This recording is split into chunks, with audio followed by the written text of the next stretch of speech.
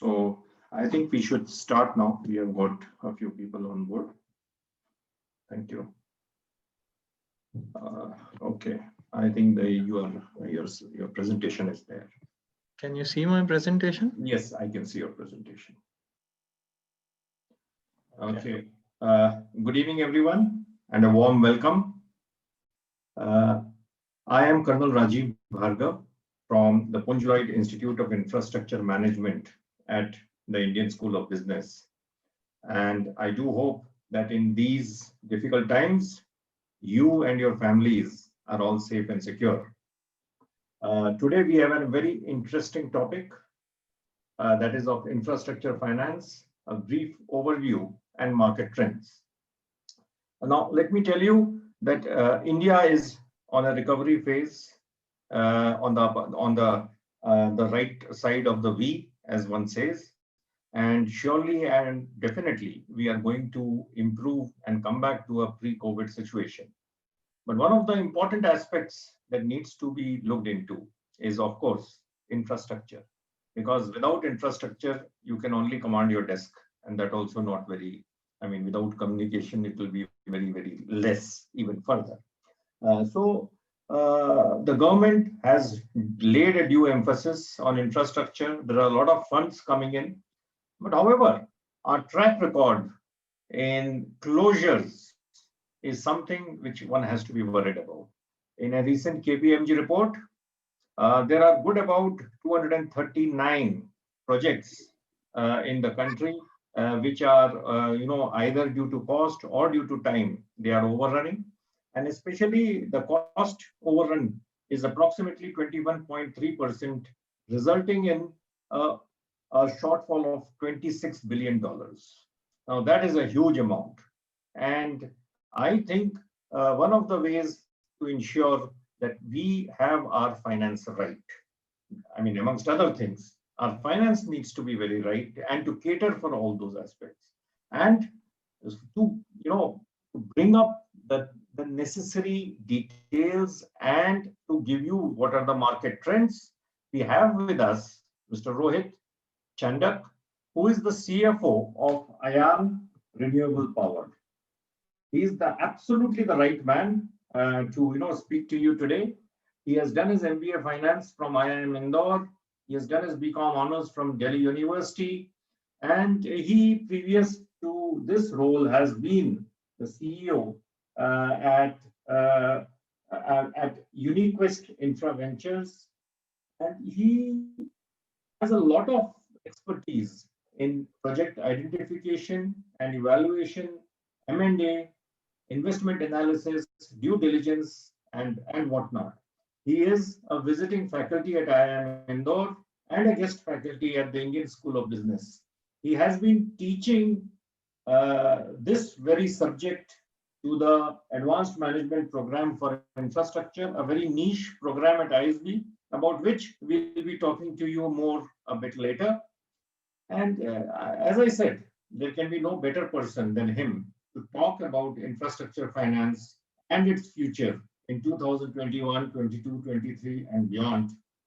So here, let's not waste time. I'm handing over to Mr. Rohit. Thank you, sir. Please take off. Thanks a lot, Rajiv, for this very warm welcome and introduction. Just checking, are you able to hear me clearly? Yes, very clearly. Okay, great. So we have a very limited time on our hand, and I would like to, Rajiv has already given the introduction. What I can just add to that is I've spent almost 1.5 decades in the infrastructure industry in India, largely covering transportation and energy sector in various roles, including investments, project finance, M&A, bidding, etc. What I am trying to put here is the gist of my 15 years, almost 15 years of corporate career in terms of all our experiences around infrastructure finance. Quick gatekeeping matters. So what I would try to cover is a brief overview of infrastructure finance in the next 20-25 minutes, and then we'll spend around 10-15 minutes on the key market trends that we see right now. And then last 20 minutes is what we will keep for maybe 15-20 minutes from 7:45 to 8 onwards. We'll keep for taking up Q&A or any matters related to this advanced management program on infrastructure. Rajiv, that sounds good? Yes, absolutely. Yes. Thanks. So I've been teaching this course at ISB right since the inception of this course for last 5 years. Initially, it was called Leadership LIM, and then Infrastructure management, leadership in infrastructure management. Leadership in infrastructure management. So I'm quite happy, and as I say, every time I spend time with the batch, I've gone back with a lot of learning myself.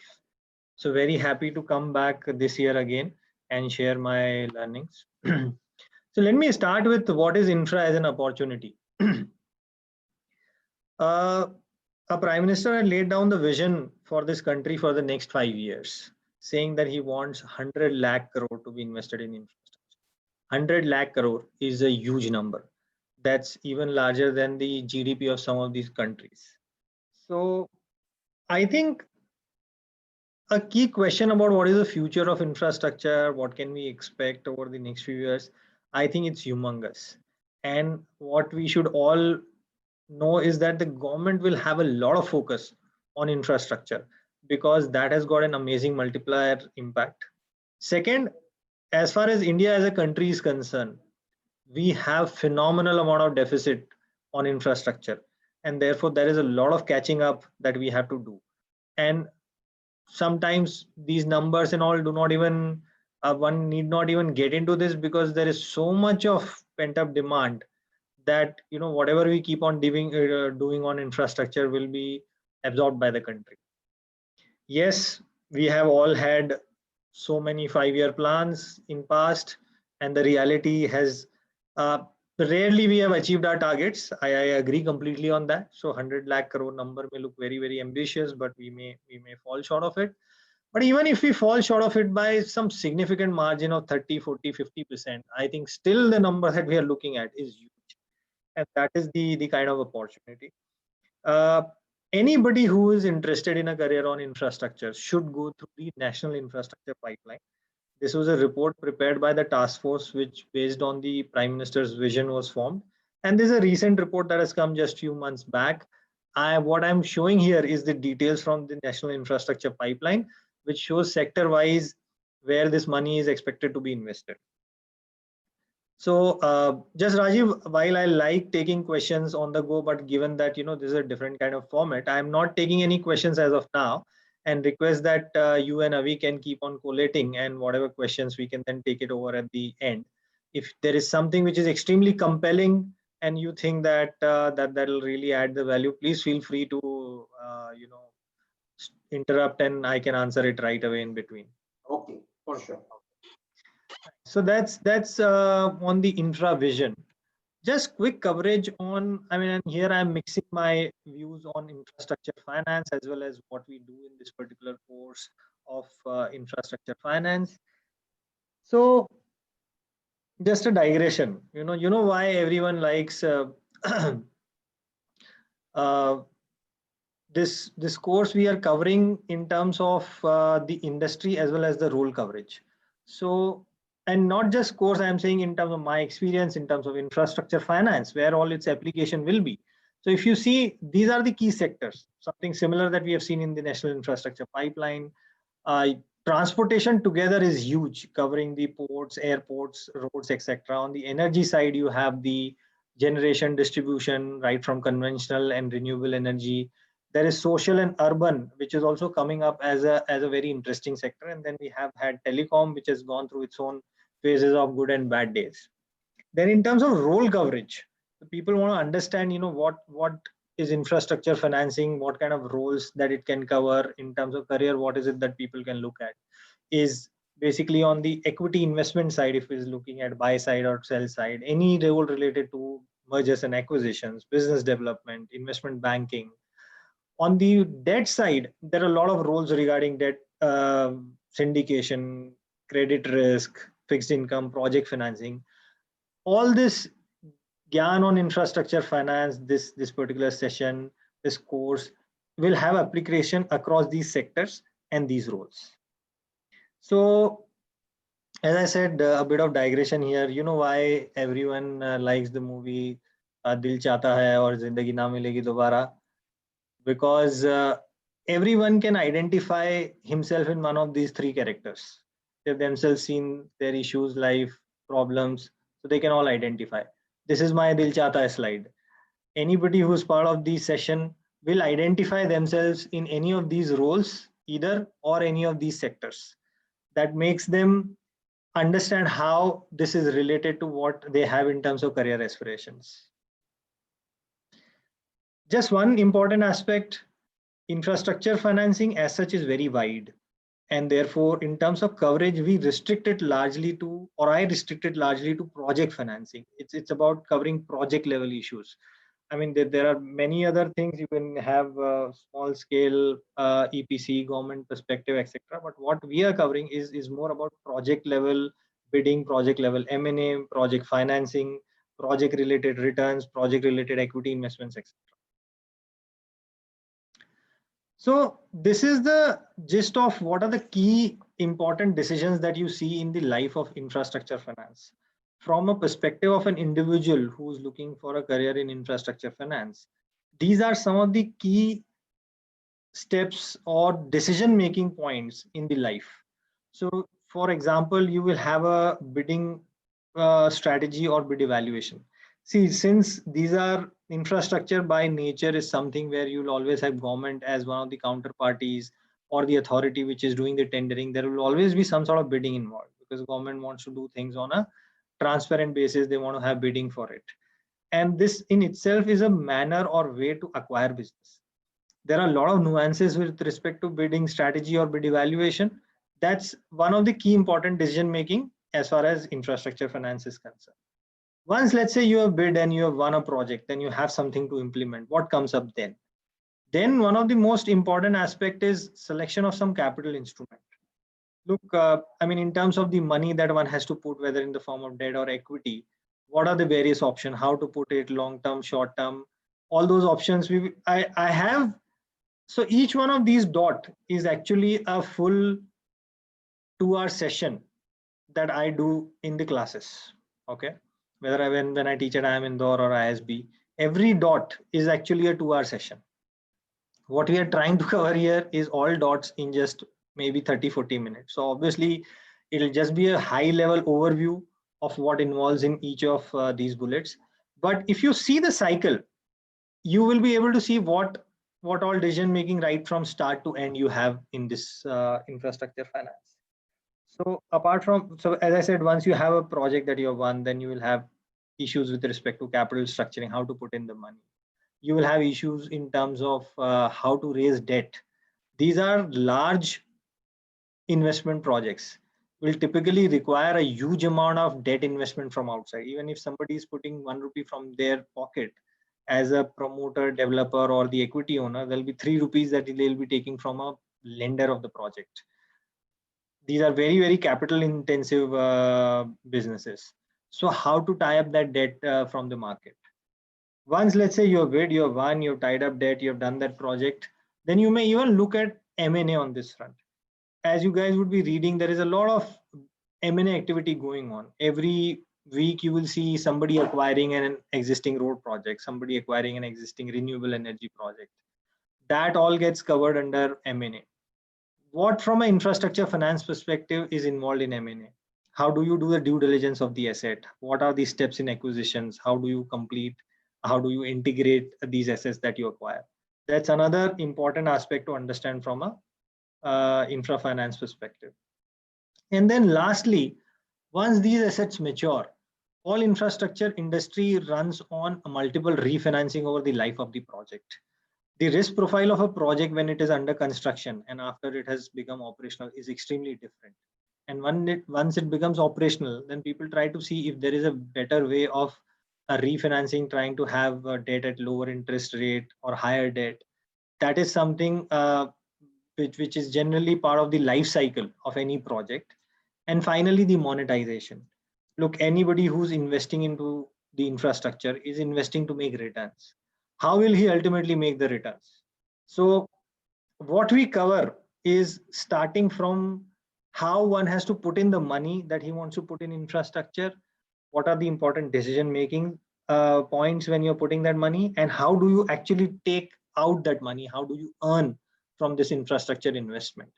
That is the life cycle of the project, that is the life cycle for an infrastructure player, that is a life cycle typically for a CFO of a infra company, what all he has to do. See, I know Rajiv told me that these are sessions where they're trying to cover the research of their faculty and showing it, showcasing the same to the students. For us, we are not full-time faculties. I am someone who has been working for last 15 years. Our research is actually the work that I have done over the last 15 years, and this is what I have done over the last 15 years. So what I've done is I've tried to put a single slide each on these bullets. I'll quickly go through them and take on what is involved in each of these steps. Obviously, as I mentioned, overall, this is a 2-hour session for each of these bullets. We can't cover so much in just half an hour for all of them, but I'll try to give a very high level overview on these aspects.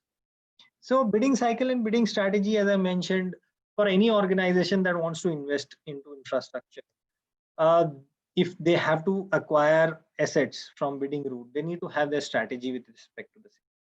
So for example, you would be hearing a lot in terms of the government coming out with tenders or renewable energy, solar projects, wind projects. There are a lot of tenders on the uh, road projects. There is enough that we have seen on the airport side. You typically see on the oil and gas, there is a lot of tenders which happens in terms of allocation of the oil wells.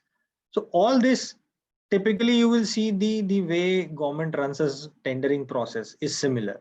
They will have a process of identifying people who have the relevant financial and technical qualification to bid for it. And once you get qualified, then those people will participate on the financial bidding to ensure that the government is giving these infrastructure project at the best possible price from the government's perspective. So whether it is toll roads, airports, or renewable energy, this is always through a proper tendering process where a lot of participants would compete. And in terms of anybody who wants to invest into infrastructure through tendering route, it is very important to understand the entire process, what it involves, what are the nuances of those tender documents, how to read them, what would be the future implications, what are the various commitments that the organization is taking at various stages. Then there are detailed financial models which are prepared. So in terms of, to give you an example, if I'm bidding for a toll road asset, it is not that people just bid out of thin air thinking, okay, let's put this number. There is a lot of science behind how these numbers are identified. A financial model is prepared, which for every toll plaza that you would have crossed, when the bidding for that project would have happened, the bidding entities would have calculated exactly the number of cars that will pass through every day from that toll plaza, number of cars, number of trucks, number of vans, what is the toll rate for all of them, how they will grow over a number of years, how the inflation will change the toll rate. So these are the components that go into a financial model, and then it throws up that magic number of what you have to put as a tender. Typically, the tender will have one of the parameters as a bidding parameter. It could be revenue share, it could be in terms of energy. We do bidding on the basis of the price of per unit that we sell. So for example, if a solar tender is happening, what one will quote is the price at which you will continue to sell every unit of power to the authority for the next 25 years. That is the bidding parameter, and whoever quotes the lowest is the one who will back the project. So these are some of the aspects. There are nuances about online auctions, how what strategically one has to think about these auctions, how to manage them, how to uh, do the preparation for your bid, is the aspect related to bidding cycle and the bidding strategy. The next phase that you have here is to do a deep dive in terms of evaluation of an asset when you're bidding for it. And as I mentioned, this is where a lot of nuances on the financing comes on the play. And when you're preparing a financial model for a bid, so for example, I'm bidding for a wind project where I have to commit for the next 25 years, what is the power that I supply and at what rate. You will actually have a financial model which will throw up accurate, I won't say accurate, which will throw up your estimate of the P&L and the balance sheet for the next 25 years.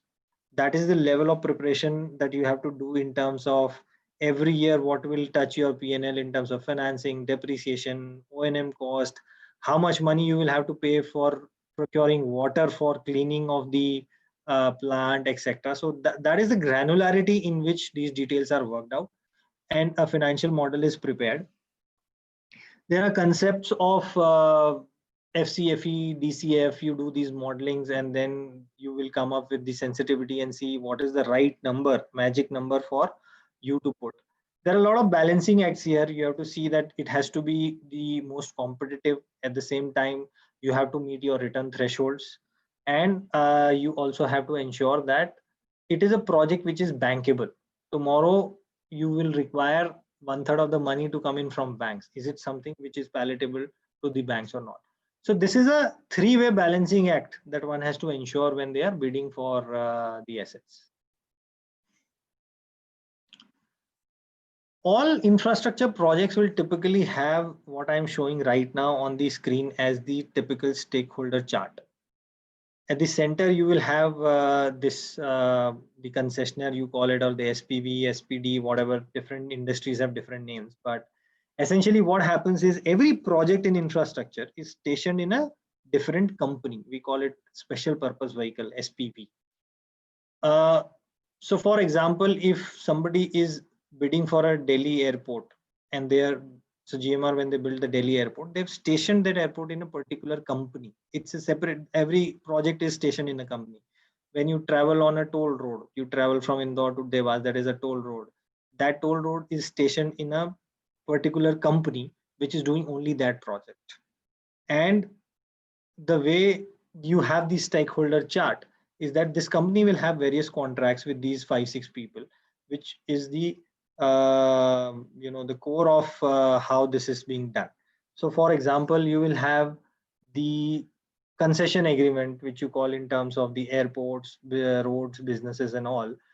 You will have concession agreement with the authority.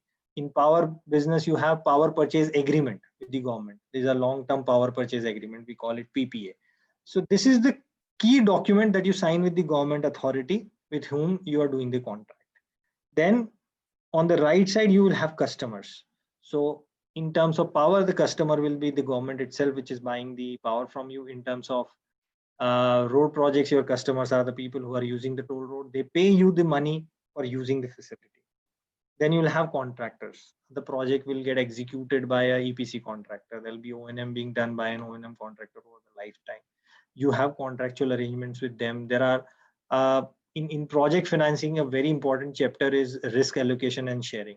It's very important that the SPV insulates itself from the EPC and O&M risk, and they are passed on to these contractors. Then you will have sponsors.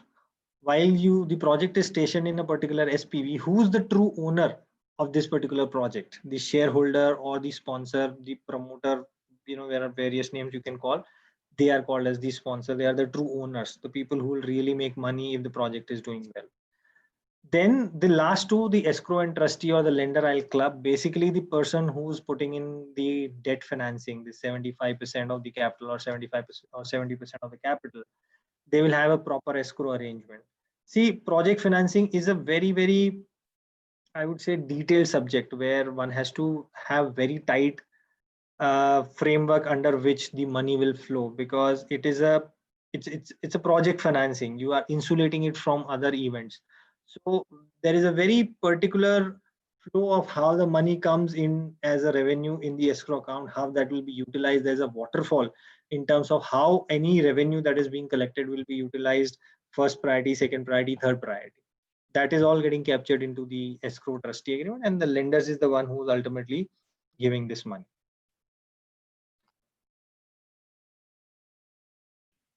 So just going back on this chart in terms of these 3 dots is what we have covered. The first 2 dots is what we have covered, the bidding strategy and the bid evaluation. Then coming to this capital structuring slide. So honestly, this is one slide which is a detailed session, which I typically never do on a post lunch time in any of my courses, because invariably I'll see people dozing off when I cover this session. It's an absolute bouncer to many of the people. But having said that, and I was kidding on dozing off, this is one of the most interesting and the most dynamic subject with respect to infrastructure finance. And I can tell you that I have been doing this in and out for the last 10 years. Still, I think that I have not been able to master it. And every time I have a new situation, I have to rethink about it. I have to go back to the experts and understand. I have to read the Income Tax Act, Companies Act, FEMA, etc. So this, I can tell you, is while it is indeed complex and dynamic, this is one skill set which today the industry lacks massively. And a good number of projects have suffered because they did not do this planning at the right time properly. So anybody who can ensure that they have expertise on this aspect, I can tell you he's one of the most sought after resource in infrastructure financing. I have come across so many people who lack a very clearly deep understanding on capital structure. And to my mind, this is one of the most important aspects, requires early day planning. Just keeping it simple, how is it that the money that the sponsor is putting into the SPV gets invested? Whether it is invested in the form of equity, a convertible instrument like a convertible debenture, or a convertible, compulsorily convertible preference share, or optionally convertible, or non-convertible, or a form of a pure loan. That is a decision making that one has to take at the time of investing in the SPV. And there are these aspects. So what I see on the blue color is suitability, the permitted distributions, repatriations, etc. Don't try to scratch your head on this. You're not going to get it. These details are very, very complicated. I'll just spend 10 seconds, 30 seconds on this. Just take the gist of it as to the choice of the instrument, whether you're putting your money as equity, convertible, debenture, preference share, or loan, is what is the important decision making aspect that one has to cover. And this has implications coming in from Income Tax Act, Companies Act, FEMA, if the money is coming from abroad. So one has to have a solution which can satisfy all these statutes and still give you the best available return.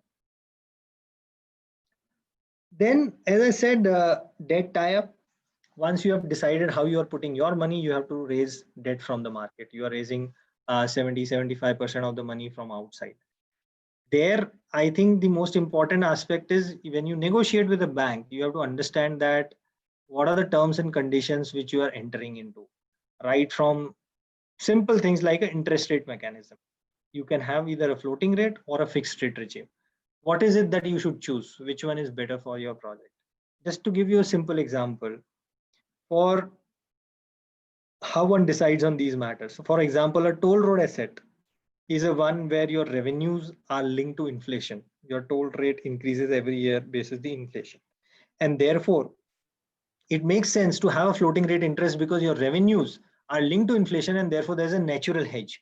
If your revenues, if your inflation will go up, your interest rate will also go up. You will have a natural hedge to absorb that extra cost. At the same time, if you look at a solar project where what you're selling every year is fixed in terms of tariff, we have fixed tariff for 25 years. There is no escalation that you will have. And therefore, in a project like that, where in a way your revenue line is fixed, except you will have some degradation on your modules, wherein your year on year revenue may go slightly down from the previous year, it makes sense to go for a fixed interest rate regime. So these are the nuances of how you decide on what kind of debt you have to tie up and how to what kind of negotiation you have to do on these. Similarly, what I cover is actually I walk through the class on the entire term sheet of a debt and explain them that how a debt negotiation is done. If you put yourself in a position that tomorrow you have an asset which you are trying to build and you have to go out in the market and raise debt for it, How is it that you will negotiate with the banks? What are the key items that you will look for? What are the nuances of these key items? So one of the important aspects on project financing is understanding what is recourse and non-recourse financing. That's a classic topic that probably all project finance classes would have taught. That gets covered here. Then, as I mentioned, there are many other clauses with respect to what are the preconditions, the security with respect to the debt that you have to take. One has to do a deep dive and understand what are the implications of each of these steps. Then let's say we have completed one part of the cycle. You won a project, you put up money, you got debt, you completed the project. Now you want to grow faster than that. You think that, look, building a project takes 3-4 years. I want to acquire projects which are already there. So as a hungry investor, you may have a lot of option in the country. If you, as I mentioned, you see every day you're reading so many deals are happening. So how is it that one has to evaluate acquisition of a project? Again, here you will have your strategy on the growth. So, in terms of, say, for example, a toll road asset, you may say that there are certain states where we have seen that there are a lot of disputes with respect to toll collection. The law and order is not very great, so we don't want to go to that state. There are in similarly in you can have for solar projects that there are certain counterparties which are not paying the dues on time, and therefore we do not want to take a project where you have ABC counterparties. We only want to do this. So these are the aspects. Or then, in terms of your bandwidth or the number of or the capital that you want to invest, you will say that, I want to look at projects only up to a particular size.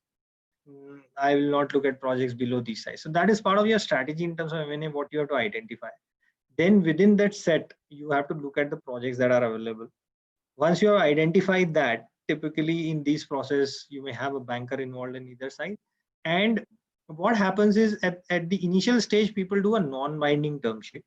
There are discussions on the project, and you will probably give a non-binding valuation and say, look, basis my initial assessment, I think this is the value that I can pay. If this is agreeable to you, let's enter into a non-binding sort of an arrangement, and allow me a time of 2-3 months to do a due diligence on your assets. Before you acquire an asset, you would like to do a very deep dive into understanding the technical aspects. There should not be any, so when you're acquiring an asset, you would like to ensure that the quality of asset is good. There should not be any disputes on legal side. Financially, the company should have been compliant, etc.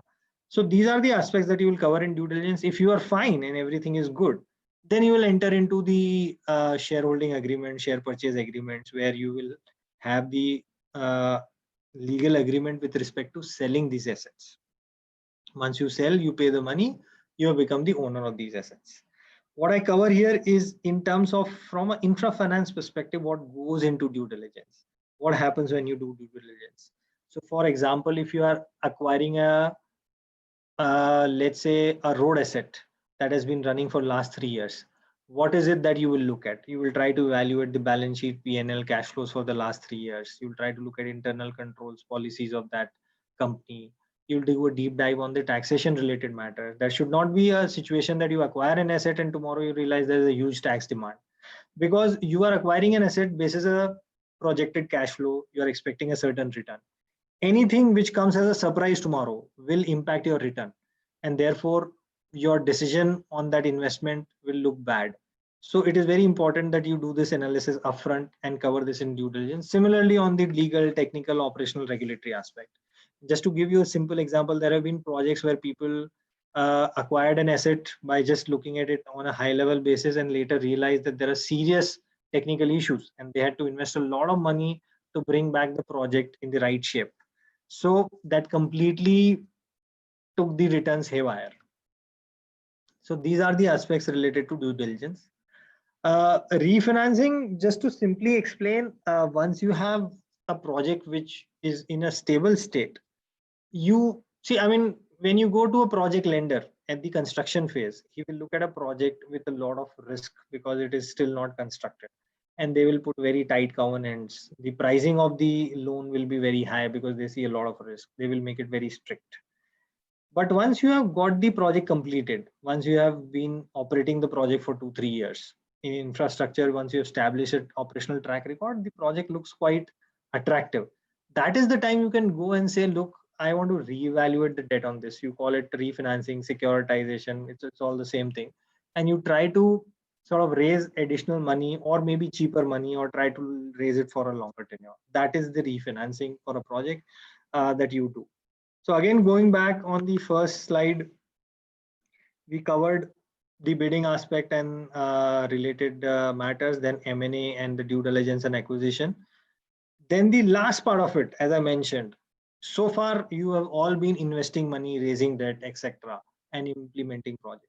How is it that you will make your returns? Remember one thing: you are infrastructure investing. You are investing to make returns. Very important to have a sight on the exit and the return. These are the options for monetization. So for example, you have the standard repatriations that you can do, dividends, buyback of cap reduction. There are stake sales that you can do full or part. You can look at IPO and listing, which is not a very popular thing for infrastructure assets, but still one can explore that as a theoretical monetization option.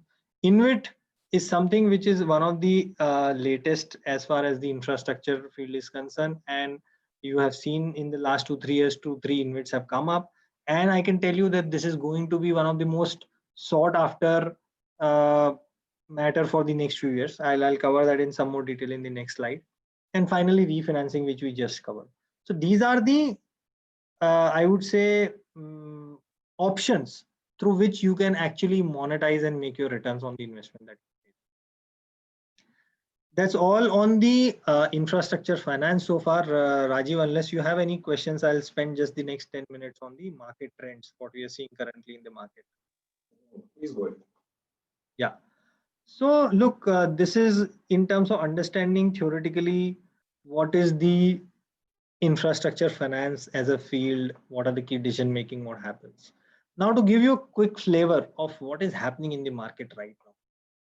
So the first thing which is happening is, and this is not just because of COVID, even before that, is the flight to safety.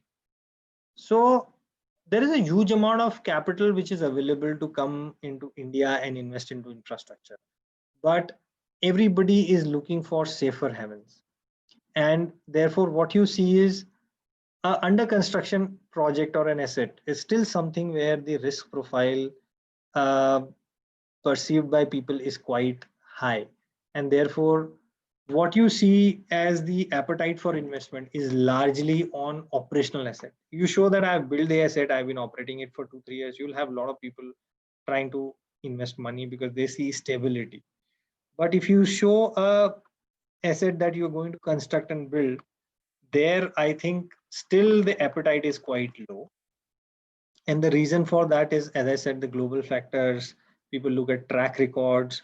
Yes, let's accept, despite all the hype about our infrastructure requirements, we have not done that great in past. We have had our own share of struggles, issues, failures, big failures. Some of the sectors have completely, I would say, had extremely bad experiences in terms of being able to show returns on the investments. So therefore, the trend that you first see in the market is people want to invest in operational assets and not so much on under construction. The second trend on the infrastructure in finance side that I want to talk about is the dollar bond financing. Sometime back, the confidence level for the international investors to invest into Indian infrastructure bonds was not there. But what we have seen in the last few years, and I mean, I did not put the name, but if I talk about the renewable energy itself, the sector which I am working right now, you name Renew, Greenco, Azure, Adani, these guys have raised a phenomenal amount of dollar bond financing from the markets in the last few years. These are record bond raises. They have been doing a lot of refinancing also of these bonds, and they've been successfully able to do it. That is partly because obviously renewable energy is seen as a clean tech investment, and a lot of funds are really keen to invest into clean energy assets. At the same time, as a country, we have been able to show a good track record as far as this industry is concerned in terms of showing a very good operating performance. Yes, there have been some instances of certain late payments or some of these states not honoring the contracts, but by and large, this is at least renewable energy has been able to make that mark where you can see a lot of dollar capital coming in. In fact, I am currently working on some under construction assets, and I have a lot of dollar lenders who are interested to come and lend to these projects. So that's one very encouraging aspect. Then capital markets is really the true test. So as I said, one can always keep on investing. You can sometimes even find a buyer who's willing to buy from you, given his own compulsions, maybe paying a premium, but later on realizing that's not the right price. But anything which gets listed is then open for a lot of scrutiny. It gets evaluated every day. It gets priced every day. And that is truly a test of your efficiency, how good or bad you are in terms of business. Uh, People have tried doing IPOs. To be very honest, in infrastructure, to the extent I know, you have not had many success stories in IPO. And that's precisely because, look, that is a market where people want to look at sectors like service sector, FMCG, etc., which are more, I would say that the return on the investment is much higher. And they are, while the investment opportunities are limited, but you get better returns. Infrastructure by nature is very different. It is something which is long-term, capital heavy, and stable cash flow. And by very nature, because it is stable cash flow and it is long-term, the returns will be slightly moderate. Infrastructure as an asset class will not give you the kind of return that you will make in some other IT or FMCG company, because its nature is stable cash flow, long-term cash flow, and very, very capital intensive. You cannot make that kind of returns here. So there is a very special set of investors who understand this as an asset class and want to invest into that. IPO has not worked well, but InvIT, which is I would say something that the government has designed to specifically allow infrastructure companies to access the capital markets and list themselves, is something that I believe is a fantastic product. And you have so far seen only 3-4 InvITs coming up. You have had IRB on the road side, you have had Sterlite on IndiGrid on the transmission side, you have had L&T on the toll roads. But what I can tell you is a lot of companies are already in planning stage for launching their InvIT vehicle for the infrastructure assets. Some of these will get listed, some may be unlisted, but somebody trying to make a career in infrastructure finance should try to understand about InvIT. This is going to be one of the most sought after or the research subject in the next few years. Then in terms of the other market trend, see, some time back, if I were to talk about 10 years back, most of the infrastructure financing in India, the debt financing used to come from the PSU banks. That is something that has changed big time. And as I mentioned earlier, the history on infrastructure has not been kind. A large amount of NPAs for the PSU banks has come from infrastructure. I will not get into who's to be blamed for it. Yes, right from banks, governments, developer, everybody has their own share of mistakes and failures. So we are not getting into who's to be blamed. But the point is that today these are banks are stuck with a huge amount of NP on the infrastructure, and therefore they have become quite cautious. They've gone to the other extreme. From a point where they were extremely bullish, aggressive, they've become extremely cautious and conservative. So I think that this is one roadblock that we as an industry have been telling government again and again, that unless you ensure that the flow of domestic debt is there adequately for the infrastructure sector, you will have issues in terms of growth. Yes, to some extent for certain sectors, there have been alternate sources in the form of dollar financing or even some of the private sector lenders coming in and filling that gap. But still the deficit is huge. And honestly, for the plans that India has, it needs to have a big push on the domestic debt financing to come in and play a large role. That today is one area where many organizations are struggling to raise domestic debt. And finally, on the M&A and the deals. So what is happening in infrastructure industry as far as the deals are concerned, the mergers and acquisitions are concerned? And what you're seeing is, as I mentioned, people are focused on asset level acquisition. So you will read that a lot of international funds are setting up their own platforms. So for example, my own organization is a platform that is being set up by CDC initially. CDC is one of the oldest development finance institutions of UK, which set up this 3 years back. And then we got investors like NIF and GGF as one of the shareholders for the company. So similarly, you will see Temasek, ADIA, these are huge, these are large pension funds, sovereign wealth funds across the globe. CPPIB, CDPQ, they're all trying to set up their own platforms where they are setting it up as an entity which will go out, bid for assets, acquire assets, and then create a platform of its own. So people are not here to buy any existing platform somebody would have built, because they see a lot of concerns on the liability, quality issues, team issues. So what people are focusing on is, let me build my team, let me commit my capital, and with that capital, I'll go out and try to acquire assets which are available in the market. So that is so these 5 items are the current market trends, the theme that you see in the market right now as far as infrastructure finance is concerned. With that, I think I am done, Rajiv. Apologies for having taken 2 minutes extra. I had promised I'll finish by 7:45, 7:47.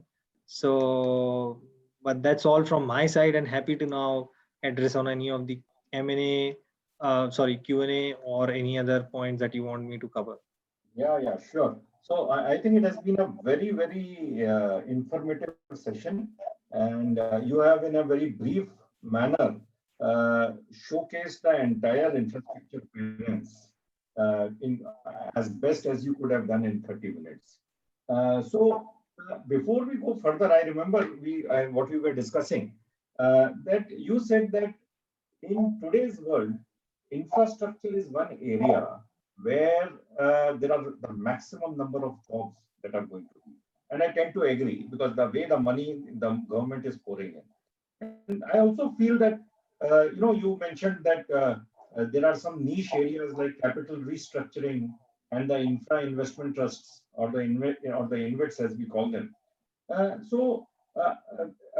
The programs like Advanced Management Program for Infrastructure at Punj Lloyd Institute of Infrastructure Management, I think such programs are going to be a massive boost for a person who tries to build a career, and with you being there. So how do you, just a quick one, assuming that people who come here are the ones who want to grow in their own careers, how do you think this infrastructure finance and other such subjects, especially like as you mentioned about capital restructuring, how is it going to make a difference for these students? Yeah. What will you cover like that? No, that's a very relevant question, Rajiv. And I think what I want to share is that, see, this is not a standard program which is designed for entry-level fresher students. This is something which is designed for people who are in their maybe early careers or mid careers and want to jump to the next level. It is something that can give them a quantum leap in terms of their career progression. And for that, what really is important is that you need to have a blend of the theoretical understanding as well as the practical aspect. Typically, what happens in any such program is that either you will have people who are only giving theoretical knowledge, which probably when goes back to the work will find no application of it, or you will have more and more aspects only on the practical side of it. This program provides the perfect balance. In fact, what we as practitioners do in the class is, much of my discussions in the class is about what is happening in the market right now. We quote whenever there is a session that I'm trying to cover, I will try to give a lot of examples in terms of the existing issues. So for example, in one of the session when I'm talking about refinancing, I will actually talk about a project in the country where they did refinancing, what kind of money they raised, etc. When I am covering a session on InvIT, we provide the best of the reading materials that I use in my organization for people to learn. And they can probably go through that reading material, understand the aspects, and then ask what are the practical challenges. Because as I know, when we go out in the market, what we face, that is something that we can cover in the program. So the beauty about this program is it has got the right blend of the theoretical understanding, at the same time the practical aspects of what people are facing in the market, and that is what will ensure that the knowledge gaining for the participants is very, very balanced and perfect. Thank you. I think again you have covered this crucial aspect in a best possible words, and I'm sure the students who come and attend this program are going to gain a lot as far as value add to their career is concerned. So we have quite a few questions. In fact, we have and I don't know in the balanced time we will be able to do justice to all of them or not. However, we will cover some important questions. And rest, we will request Rohit that in case you can respond on an email, and we will circulate that to all people who are attending here. Sure, why not? So, I mean, I can see the M&A, I can see the list of questions, and I mean, let me try to cover as much as I can, unless you have any specific questions. No. But if you feel that you can cover you as I'll let me try taking it one by one quickly. Sure. I think the first question that I see is, in terms of someone asking whether as Indian infrastructure companies, we have the capacity to execute projects worth 100 lakh crores. Very relevant question. Yes, a very frank answer would be that today we do not. But I don't think it is impossible in terms of the talent that we have, in terms of the risk appetite, in terms of people. There is a lot which is which people can, which as a potential of the organizations is left. So definitely, I think if not 100, maybe a 50, 60%, 70% of that we can execute. Plus, one has to understand that any such large program for any country in the world can run only when you allow a good amount of foreign participation. So, we have had a lot of companies coming from outside where we are trying to take their technology, their best practices, how they are doing, how they are implementing. So while your question is right that probably today, if I look at it, it may not look it, but it is not only about Indian companies, it's about the entire ecosystem. Let's not only blame the companies. We will need to have a very, very fast track government approval process for everything. We need to have on the lending side a lot of people who can understand the risk and are willing to provide this. We need to have an environment where legal disputes for infrastructure are resolved at an extremely rapid pace. If we can provide all these elements of the ecosystem, I don't think that on a private sector side, the capacity is a constraint. In fact, on the public sector side itself, the government has huge capacity to execute projects. So to my mind, the bigger issue is having the right ecosystem, then basically the capacity. The next question I have is studying about infrastructure is more niche.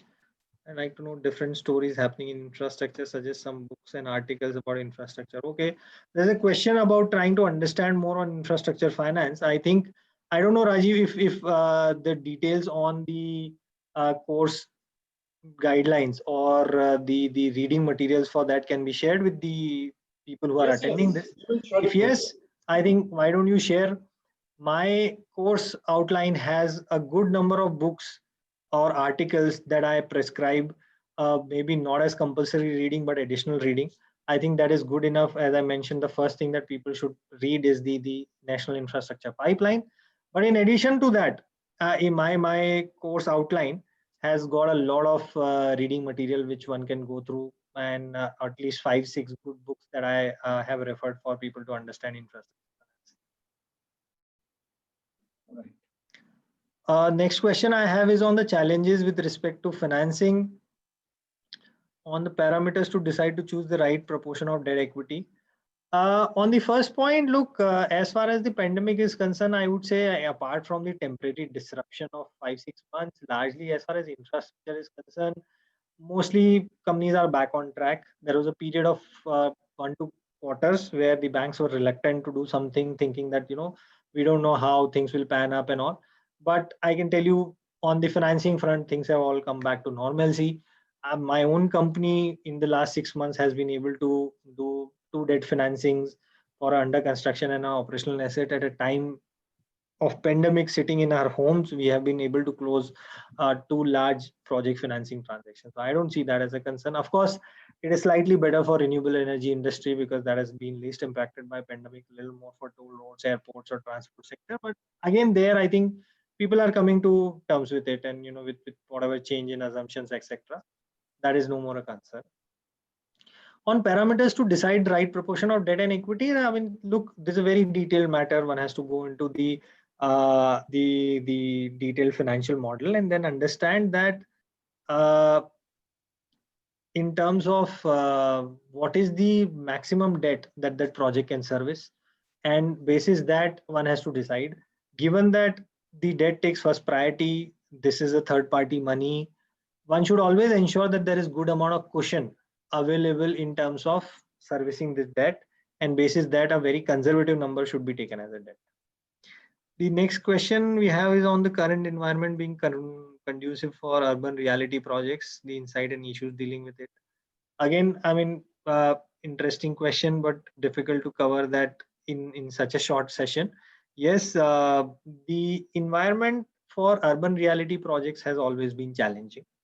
It is I would say one of the most difficult ones to cover, given that land acquisition is one of the key challenges, and the more you are in urban area, even every square inch of the acquisition of land becomes a challenge. But I would say we have been had some of the very successful stories on the metro and some of the urban projects on the roads, etc. So of late, I would say it is improving from what it was earlier. Gradually the people also are realizing the benefits of having something like a metro or a high speed corridors, and therefore the overall acceptability of people to face some pain for some time, and even for the local governments to see that something like this can have very long term benefits is only improving day by day. But still urban reality projects continues to be one of the most challenging items. Then we have question on credit enhancement guarantee funds, which are being talked about these days. A government providing guarantee for payment to investor project has any issues? Or is it different from REC funding? See, credit enhancement honestly is something that as an infrastructure industry, we have been exploring for quite some time. And we have not had a great success as far as this is concerned. Just to explain in a very short, credit enhancement is basically something where you will have an institute giving a guarantee for a certain portion of a debt to ensure that the credit profile of a project improves. Typically, your projects will have a triple B rating on a standalone basis. But if you have a guarantor who gives a guarantee for a particular amount of debt, you can have a credit rating improve. You pay a particular fee to the guarantor for this guarantee, but the saving that you get in your interest rate because of the improvement in rating is much higher. But this, to be very honest, this has remained a theoretical concept for the country so far, except couple of projects we have not been able to explore the full potential of credit enhancement guarantees. Internationally, this has been one of the, I would say, most exploited items as far as project financing is concerned, and therefore as we mature as a sector, we'll definitely see a lot more of credit enhancement coming in. Right. Rohit, I think you are short on time, and Yeah. we are, reaching 8 o'clock. I must say that your talk today has, built up an emotion even in our alumni. There are certain alumni from 2017, 18, and 18, 19 who are listening to your talk, and Okay. they are very grateful that yes, you have revised all those things that you had taught, plus added a bit more. And there are people I'm who, happy to see the old gang. I can see some of the messages coming in from them, and Yeah. glad that they have come, and it's there's no better experience or feeling than to see some of the people that you have interacted earlier in class coming back and sharing their thoughts and appreciation. So I'm grateful to everybody who has attended the session. Apologies for whatever answers we have not been able to give. If Rajiv or Avi, you can circulate those questions to me, I'll definitely answer them over time and send it across on email. Uh, Not an issue. And you can even Your talk on your mention of InvITs and capital restructuring has also, generated a lot of interest. I hope you will, whenever you are, when you are teaching next, you will have a detailed, incorporation of these two topics for the AMPI students. Indeed. I have detailed sessions on them, and I have a lot of reading material also for the participants to go through. So Right. definitely we'll I cover that in have detail. yeah, sorry. And I also have the privilege of having our executive director out here, Professor Chandan Chaudhary. So before we end, I will request him to just say a few words.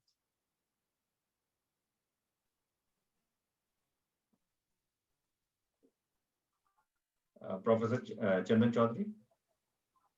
I must tell you, it was a wonderful session.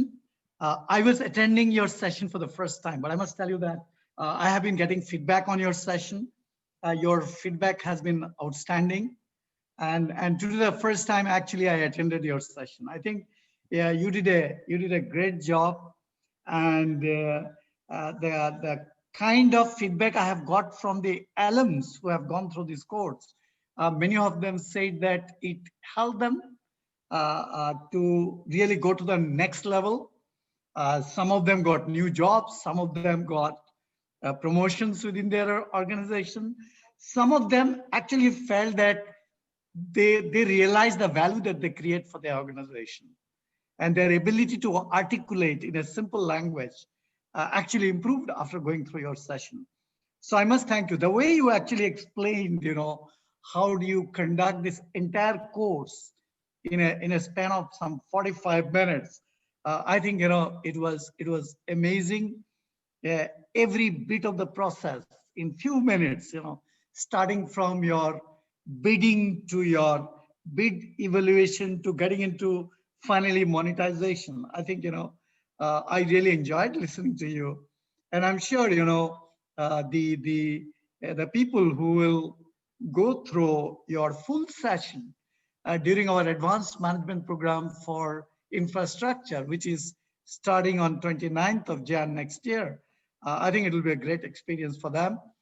Thank you for your long-term commitment to ISB, and we feel proud of you, and we really feel good to have somebody like you in our well-wishers list.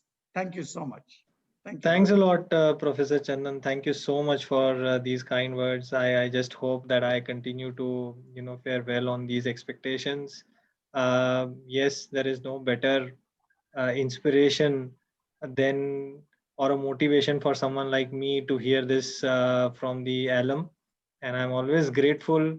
The whole reason that I want to go back to school and teach is that if I can provide a gist of my experience of 15 years, and if people can learn from that and go back and apply it, my focus across my classes has always been that when they go back to their work, they should be able to do things better than what they were doing before they came for this course. That is always my focus. I always insist upon people to try and focus on application of these learnings when they go back to job. Just understanding the theoretical aspect may not help. So thank you so much, Professor, and thanks a lot. ISB, yes, been there for 5 years for this one, loving it. I every time I have to do this, I'm forced to spend a time on brushing up and revising my knowledge. So that's in a way a great incentive to keep myself updated. So I'm really thankful to ISB and look forward to this interaction for the AMPI batch whenever it starts. Thank you so much. Welcome. Thank you. It was great. Thank you. Thanks. Okay. Bye. Have a Bye. good